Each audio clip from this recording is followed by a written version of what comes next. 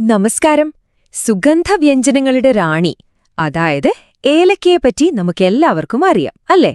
പക്ഷേ ഈ റാണിയുടെ പിന്നിലൊരു വലിയ രഹസ്യമുണ്ട്, ഒരു പ്രഹേളിക. നമുക്കതൊന്ന് ചുരുളഴിച്ചു നോക്കിയാലോ? സുഗന്ധവ്യഞ്ജനങ്ങളുടെ റാണി, ഇത് വെറുമൊരു പേരല്ല കേട്ടോ. ലോകം മുഴുവൻ, നമ്മുടെ ബിരിയാണി മുതൽ ഒരു ഗ്ലാസ് ചായയില് വരെ ഏലക്കയുടെ ആ ഒരു ടച്ചില്ലെങ്കിൽ എന്തോ ഒരു കുറവാണല്ലേ? അതെ, പക്ഷെ നമ്മളെല്ലാവരും ഇഷ്ടപ്പെടുന്ന ഈ ഒരു സുഗന്ധവ്യഞ്ജനത്തിന് പിന്നിൽ വളരെ കൗതുകമുള്ള ഒരു എക്കണോമിക് പസിൽ ഒളിഞ്ഞിരിപ്പുണ്ട്. ആ പസിലിന്റെ ആദ്യത്തെ കഷ്ണം ചില കണക്കുകളാണ്. ഇന്ത്യയാണ് ലോകത്ത് ഏലക്ക ഉൽപ്പാദിപ്പിക്കുന്നതിൽ രണ്ടാമത്. ഓർക്കണം, രണ്ടാമത്. ഓരോ വർഷവും ഏകദേശം 8000 മെട്രിക് ടൺ. അതൊരു ചെറിയ കണക്കൊന്നുമല്ല. പക്ഷെ ശരിക്കും നമ്മളെ അതിശയിപ്പിക്കുന്ന കാര്യം എന്താണെന്ന് വെച്ചാല്, നമ്മുടെ ഉൽപ്പാദനത്തേക്കാൾ എത്രയോ വലുതാണ് നമ്മുടെ ആവശ്യം. ഏകദേശം 12000 മെട്രിക് ടൺ. അതായത് നമ്മൾ ഉണ്ടാക്കുന്നതിനേക്കാളും കൂടുതൽ നമ്മൾ തന്നെ ഉപയോഗിക്കുന്നു. എങ്ങനെയുണ്ട്? അപ്പോൾ ഇതാണ് നമ്മുടെ പ്രധാന ചോദ്യം. ലോകത്തിലെ രണ്ടാമത്തെ വലിയ പ്രൊഡ്യൂസറായിരുന്നിട്ടും ഇന്ത്യ എങ്ങനെയാണ് ഉൽപ്പാദിപ്പിക്കുന്നതിനേക്കാളും 50% കൂടുതൽ ഏലക്ക ഉപയോഗിക്കുന്നത്? ഈ ഒരു ചോദ്യത്തിനാണ് നമ്മൾ ഉത്തരം തേടാൻ പോകുന്നത്. ഈ പ്രഹേളികയുടെ ഉത്തരം കിട്ടണമെങ്കിൽ നമ്മൾ ആദ്യം അതിന്റെ ഉറവിടത്തിലേക്ക് തന്നെ പോകണം. എവിടെയാണോ ഈ സുഗന്ധറാണി ജനിക്കുന്നത്, ആ മലനിരകളിലേക്ക്. പശ്ചിമഘട്ടത്തിലെ ഈ ഒരു പ്രത്യേക പ്രദേശം, അതാണ് ഇന്ത്യൻ ഏലക്കയുടെ ഹൃദയഭൂമി. നമ്മൾ ഏലമലകൾ എന്ന് വിളിക്കുന്ന ഇവിടത്തെ ആ ഒരു പ്രത്യേക മണ്ണും കാലാവസ്ഥയുമൊക്കെയാണ് ഏലക്കയ്ക്ക് അതിന്റെ ആ തനതായ മണവും രുചിയുമെല്ലാം കൊടുക്കുന്നത്.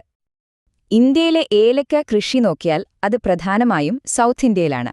അതിൽ തന്നെ ഒരു സിംഹഭാഗവും, അതായത് ഒരു 70% വരുന്നത് നമ്മുടെ സ്വന്തം കേരളത്തിൽ നിന്നാണ്. തൊട്ടുപിന്നാലെ കർണാടകയും തമിഴ്നാടും ഉണ്ട്. വിളവെടുത്ത ഒരു ഏലക്കായ നമ്മുടെയൊക്കെ കയ്യിലെത്തുന്ന ആ ഒരു പാക്കറ്റിലെ സുഗന്ധവ്യഞ്ജനമായി മാറുന്നത് വളരെ ശ്രദ്ധയോടെ ചെയ്യുന്ന ഒരു പ്രോസസ്സിലൂടെയാണ്. ആദ്യം നന്നായി ക്ലീൻ ചെയ്യും, പിന്നെ അതിന്റെ പച്ചനിറം പോകാതെ സൂക്ഷിക്കും, വെള്ളത്തിന്റെ അംശം കുറയ്ക്കാൻ വേണ്ടി ഉണക്കിയെടുക്കും, അവസാനം അതിന്റെ വലിപ്പവും ഗുണവുമൊക്കെ നോക്കി തരംതിരിക്കും. ശരിക്കും ഒരുപാട് പണിയുണ്ട് ഇതിനു പിന്നിൽ. ഓക്കെ, അപ്പൊ നമുക്ക് ആ പസിലിന്റെ ആദ്യത്തെ ഭാഗത്തേക്ക് കടക്കാം. അതായത് ഏലക്കയുടെ ഉത്പാദനം നേരിടുന്ന ആ വെല്ലുവിളികളിലേക്ക്. ഒരു സമയത്ത് ഏലക്ക ഉൽപ്പാദനം കുറച്ച് പ്രതിസന്ധിയിലായിരുന്നു. നോക്കൂ, 2000 മുതൽ 2012 വരെയുള്ള ഒരു 12 വർഷം എടുത്താൽ കൃഷി ചെയ്യുന്ന സ്ഥലത്തിന്റെ അളവ്, മൊത്തം ഉൽപ്പാദനം, അതിന്റെ പ്രൊഡക്ടിവിറ്റി ഇതെല്ലാം താഴോട്ടായിരുന്നു. അതായത് വളർച്ച നെഗറ്റീവായിരുന്നു. അപ്പോ എന്തുകൊണ്ടാണ് ഈ ഒരു ഇടിവ് സംഭവിച്ചത്? കാരണങ്ങൾ പലതായിരുന്നു. ഒരു വശത്ത് പ്രവചിക്കാൻ പറ്റാത്ത കാലാവസ്ഥ, പിന്നെ അഴുകൽ, കാറ്റ് എന്നൊക്കെ പറയുന്ന രോഗങ്ങൾ, കീടങ്ങളുടെ ശല്യം വേറെ. ഇതിനെല്ലാം പുറമെ ഗ്വാട്ടിമാലയെപ്പോലുള്ള രാജ്യങ്ങൾ കുറഞ്ഞ വിലയ്ക്ക് ഏലക്ക വിപണിയിൽ ഇറക്കിയപ്പോൾ ആ ഒരു മത്സരവും കടുത്തു. ശരി, അപ്പോ പ്രൊഡക്ഷൻ സൈഡിൽ കുറച്ചു പ്രശ്നങ്ങളുണ്ട്. പക്ഷേ അതുകൊണ്ട് മാത്രം ഈ കഥ പൂർണ്ണമാവില്ല. ഇനി നമുക്ക് ഡിമാൻഡ് സൈഡൊന്ന് നോക്കാം. ആരാണ് ഇത്രയധികം ഏലക്ക വാങ്ങിക്കൂട്ടുന്നത്? ഇവിടെയാണ് കേട്ടോ കഥ ശരിക്കും ട്വിസ്റ്റ് ആവുന്നത്. ഇന്ത്യയിലുണ്ടാക്കുന്ന ഏലക്കയുടെ 90%, ഒന്ന് ആലോചിച്ചു നോക്കൂ, 90% നമ്മുടെ രാജ്യത്തിന് പുറത്തേക്ക് പോകുന്നേയില്ല. അത് മുഴുവനും നമ്മൾ ഇന്ത്യക്കാർ തന്നെയാണ് ഉപയോഗിക്കുന്നത്. അപ്പോ ഇതാണ് നമ്മുടെ ആ പസിലിന്റെ ഏറ്റവും വലിയ രഹസ്യം. ഇന്ത്യയിലെ മൊത്തം ഏലക്കയുടെ ഉപയോഗമെടുത്താൽ അതിന്റെ പകുതിയോളം വരുന്നത് നമ്മുടെ ഒന്നും അടുക്കളയിൽ നിന്നല്ല. 45% കൂടുതൽ പോകുന്നത് ഇൻഡസ്ട്രിയൽ ആവശ്യങ്ങൾക്കാണ്. അപ്പോ എന്താണ് ഈ ഇൻഡസ്ട്രിയൽ ഉപയോഗമെന്ന സംശയമുണ്ടോ? സംഗതി സിമ്പിളാണ്. മരുന്ന് കമ്പനികൾ, ആയുർവേദ ചികിത്സകൾ, പിന്നെ കോസ്മെറ്റിക്സ്, പെർഫ്യൂംസ്, ഇവിടെയൊക്കെ ഏലക്ക ഒരു പ്രധാന ഘടകമാണ്. അതുകൂടാതെ ഏലക്കയിൽ നിന്നുണ്ടാക്കുന്ന എണ്ണകൾക്കും വലിയ ഡിമാൻഡുണ്ട്. ഇതാണ് നമ്മുടെ ആഭ്യന്തര ഉപയോഗം ഇത്രയധികം കൂടാനുള്ള പ്രധാന കാരണം. ഓക്കെ, അപ്പോ ഇന്ത്യ സ്വന്തം ഏലക്കയുടെ ഭൂരിഭാഗവും ഇവിടെ തന്നെയാണ് ഉപയോഗിക്കുന്നത്.